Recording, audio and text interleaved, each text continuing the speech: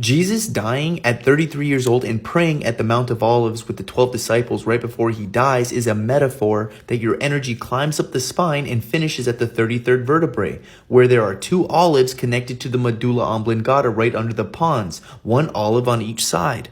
Also, in older Christian stories or stories contemporary to the King James Version of the Bible, it was said that Jesus was born in a cave and he also dies in a cave, which symbolizes the metaphor of how the Son is reborn every year because Jesus is the Son of God, S-U-N.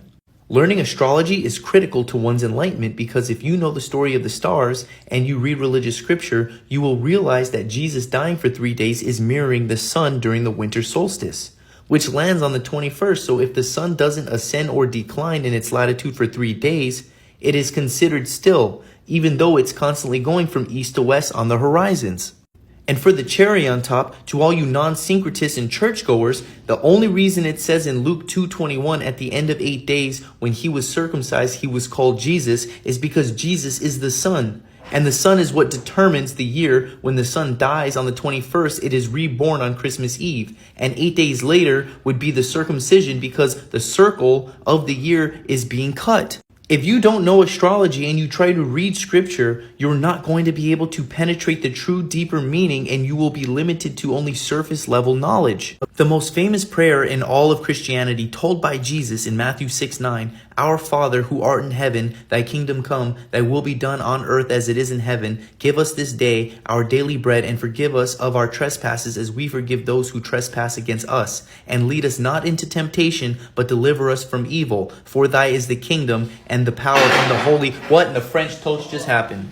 Okay, so this is the breakdown. The first sentence, "Our Father who art in heaven, hallowed be thy name." This is Aries because Aries is the head and all syncretists know that the head is heaven.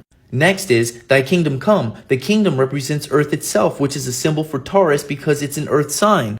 Next is, "Thy will be done on earth as it is in heaven." Earth in this case correlates to the moon, which rules Cancer, and heaven correlates to the sun, which rules Leo.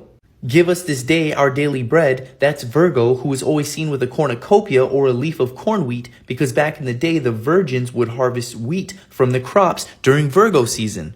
"Forgive us of our trespasses as we forgive those who trespass against us." That's Libra, which represents balance. Therefore, I forgive you and you forgive me. Treat others the way you want to be treated. "Lead us not into temptation, but deliver us from evil." Temptation is symbolic of Scorpio, aka Judas the backbiter. And it's funny that Jesus gets kissed by Judas before he gets betrayed because anyone who has been stung by a scorpion is left with red irritated skin with 2 holes, and that resembles a kiss mark.